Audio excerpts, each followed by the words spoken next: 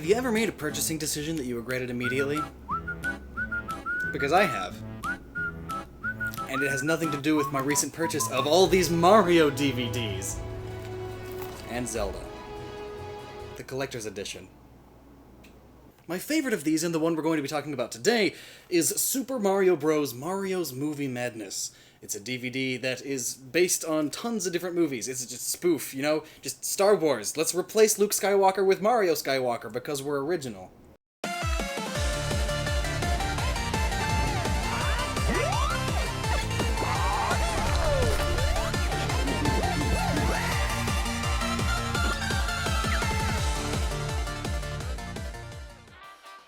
But before we get into it, I'd like to tell you about this new exciting ability you could gain to watch this show online, and many more. And earn yourself some pocket money on the way. It's this excellent service called Swagbucks. Once you've signed up, you can earn dosh easily.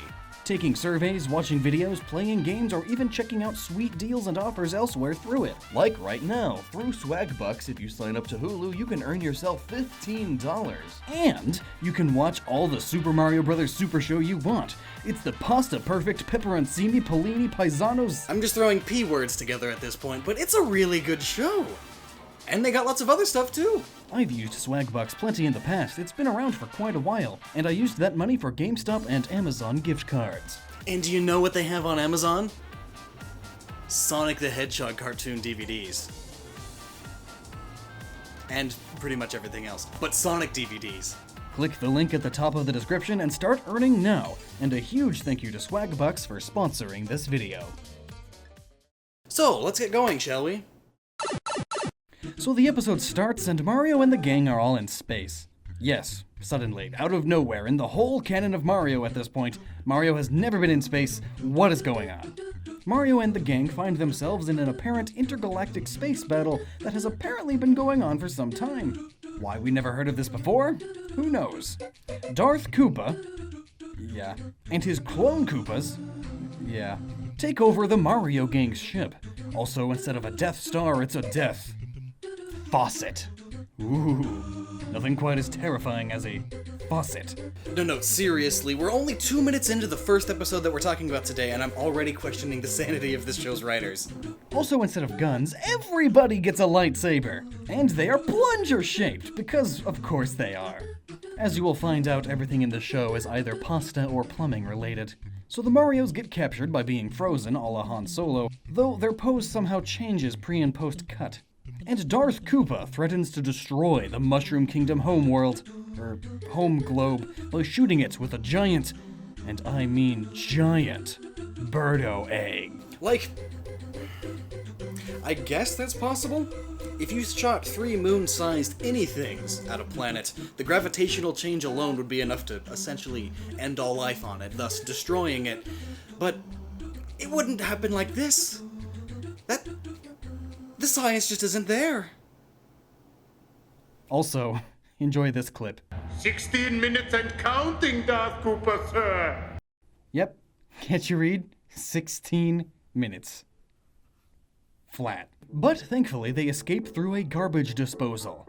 And I must say, Luigi, you selfish salami. But I was saving these for our next picnic lunch. Wanting to preserve your silverware over the lives of you and your comrades? But thankfully, it works out. But not how one would think. Nothing jammed, he just kinda threw them like, oh, goodbye. Now they're down there. Oh, says the garbage disposal, I'd better stop functioning and protect the silverware. I love this show. I need to rethink some life choices. Then Princess Toadstool introduces them to Obi-Wan Toady? Someone who gives them ships that they can use to destroy the Death Faucet. The ships are made of pipes, and the TIE fighters are chickens. Chickens. I don't see the correlation here. Also, after the ship gets destroyed, Darth Koopa escapes on an inflatable lifeboat. And with that, I think I'm done with this episode. The science just isn't there. But it does beg the question, if Mario is filling the role of Luke Skywalker here, and King Koopa is Darth Vader, does that mean... Well, it wouldn't be the worst theory. Just like the last episode, this one kinda just throws us into a situation. Mario and the gang are running from Robokoopa. Going into this episode, I get that since the DVD is about Mario's movie madness, this episode's title was a play on RoboCop. I mean, RoboCop, Robokoopa, you know? But now, King Koopa is just in a robot suit, and that's the plot. Also, this episode has more errors than I've ever seen in an episode of anything that I have sat down and watched wholly. First off, Mario's log number is 2001, which just so happens to be the same as the last episode. All of the other episodes have normal, completely different log entries, so what gives? Plumber's log number 2001.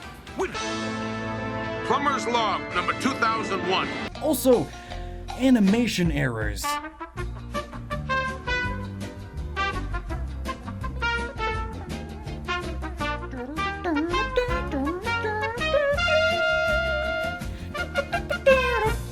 Also, this is Bunsen, like a Bunsen burner, get it?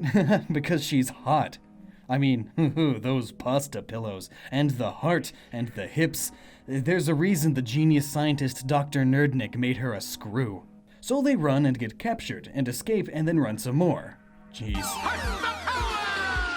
And Dr. Nerdnick decides to help by building the brothers a Gurren Lagann-style mech suit.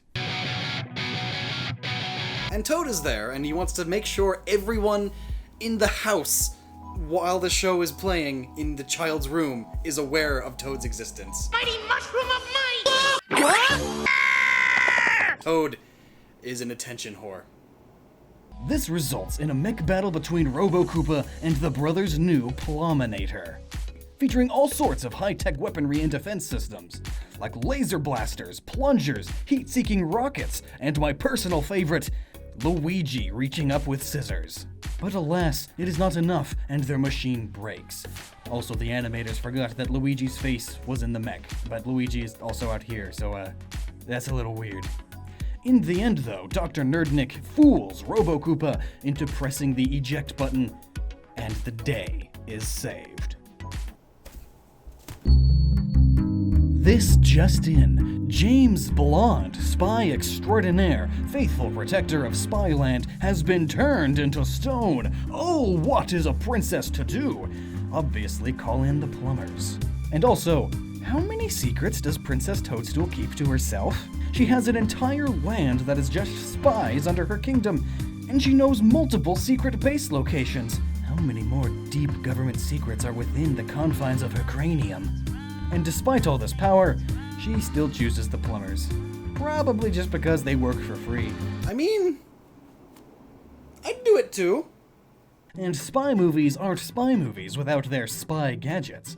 First up, a radio pipe wrench that Luigi mistakes for a hammer, explosive drain cleaners for those hard-to-bust clogs, an atomic screwdriver capable of screwing you over with cancer, and finally a laser drill in the shape of a gun. That he never even uses, I just realized. And what spy is complete without a spy car?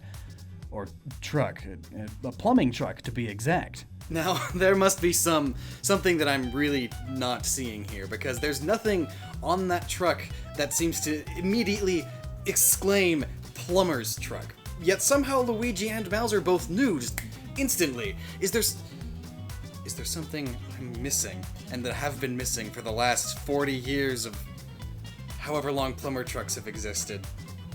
I'm missing something. So Koopfinger is at it again and steals 999 zillion, trillion, billion, million, and one. Is that all? from Fort Hogs. He does this by using his normal technique of using a potion. You know, the ones from Mario Bros. 2 that creates doors. It's actually fairly common, he does this all the time. But unlike every single other instance of him using a potion and creating a door or escape route, this time he just chucks a normal, everyday bomb. Straight up, just a bomb, even though he still says it's a potion. Magic potion! Once he gets his cash, the brothers are chasing after him with their plumbing truck's unique gadgets. We got water jets that would definitely not work, because the science isn't there. And next is bulletproof glass and plunger headlight guns. Oh, and another water jet spout to spray a bird. Koopfinger the birdo! Nab those eggplant-eating idiots! Yep. Birdos have always been dragons, don't you know? Now, with the heist complete and the plumbers captured, Koopfinger and his insanely buff allies strap Mario onto the iconic laser table. Koopfinger... Oh, hey, look, it's Sonic the Hedge! Hey, I'm your biggest fan! Like, I got, 4 of your DVDs. Stop! Instead of using the lasers that are like 10 feet away, has his assistant spin the Wheel of Doom, and they end up sending them to the Tunnel of Doom. A lot of doom in here. Down the Doom Tunnel they find the most ferocious beast they have ever encountered. It's a lone Goomba. People are gonna lose sleep over this. For some unknown reason, this causes the brothers to panic. A new low for the brothers.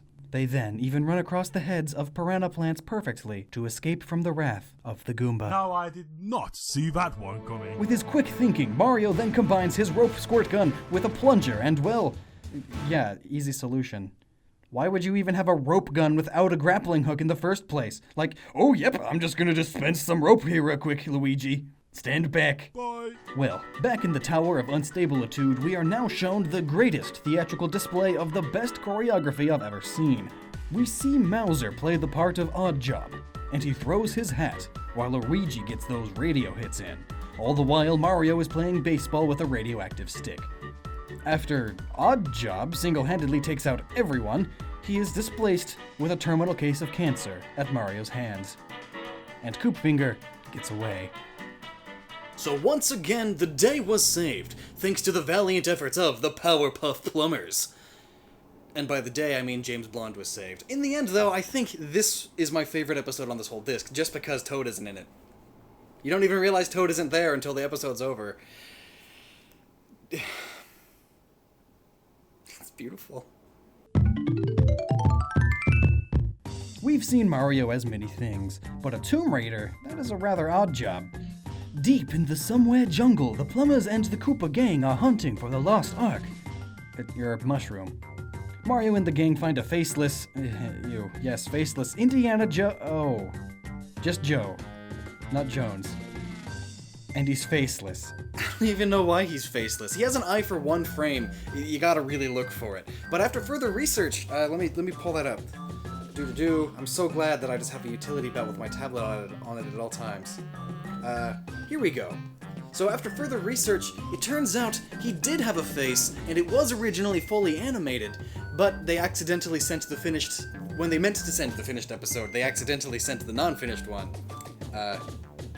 So they did all that work, and it didn't actually make it. How you make that big of a mistake, I don't know. And apparently they just animate the faces of the third-party one-time characters last, because there's no other editing mistakes in the whole show. It's just his face. It's so weird. So this faceless man also happens to have a Koopa phobia, so therefore he's never gone inside of the cave where the treasure is located. Fun fact! There were no Koopas in the cave the entire time. And Toad won't stop! Boy, did you ever have one of those days? Trouble City dudes, look! Von Koopa wants the treasure too, so that he can wish for a castle made out of gold. I doubt a castle of gold would even be feasible, though. It would probably collapse under its own weight, so I don't know what Von Koopa is trying to get at here. The science isn't there. I think my favorite part of this episode is that the bad guys all use guns that are actually just snakes that shoot bullets. Like, at first I thought, what are they gonna do? Just, hey, if you come any closer, I'm gonna squeeze this small reptile, and I'll blame it on yous, I swears it. Don't you come closer. Okay. You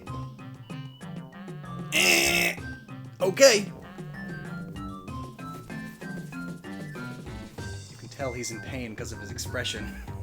Oh, and side note, Indy is a babysitter who leaves 3 toddlers in his swamp hut unattended. And there's also this guy, but let's not talk about that.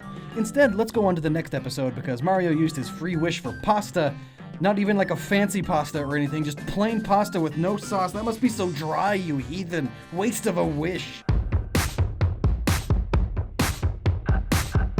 But thankfully, the next episode ties in perfectly with this one. This tasty treat of an episode starts off with Koopa stealing every single drop of pasta sauce in all of Carland. Why? Well, to sell it back to them, of course. After a rather interesting altercation with the Koopa police and a sassy Bomb-Omb, Koopa and his gang of toilet and trash can Koopa carts attack the last stronghold of the Rebel Alliance, where Princess Toadstool has rallied her forces and eggplants, along with some bok choy. You know, I get that their carts are made out of trash cans and toilets, but I'm pretty sure porcelain can withstand the impact power of bok choy. The science just isn't there. Just like the movie Road Warrior, our hero arrives and drives off the ruthless gang of Koopas. After a good pounding, the princess decides to retreat and go on the run with the last of the pasta sauce in a conveniently large ketchup bottle semi-truck. Luigi is the eyes in the sky of this operation, even though they already have perfectly capable pilots right here. Show Luigi how to fly! Like really, just, you have pilots. Show Luigi how to fly! Luigi's never flown anything. Show Luigi how to fly! Oh my word, plot, armor, skills. Luigi's the next Mary Sue. Luigi learns though, and starts taking the lives of the racers, each one earning himself a sticker proving that he's killed someone, just like the movie. Also, these Troopas are so stupid. At one point this happens.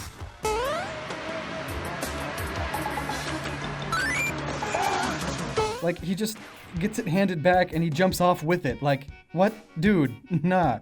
Either throw the bomb away or leave the bomb and you jump off. Don't take it with you, that's how you die. Also, Luigi counts that as one of his kills, even though it was obviously himself that did it. His kill count is at 3, but I'm pretty sure we all count Thunderbirdo as a few, so I'll give him 5, for the most kill counts in this episode. And you thought that Luigi was kinda dark in Mario Kart 8, didn't ya? After the Koopa State Troopers are defeated by bombs the gang just so happened upon, we are left with the final showdown between King Koopa and the Toad Warrior. Oh god, I left this detail out for a reason. So, Toad is the hero of this episode and the main character. And you know what that means. By the power of the shining star, I am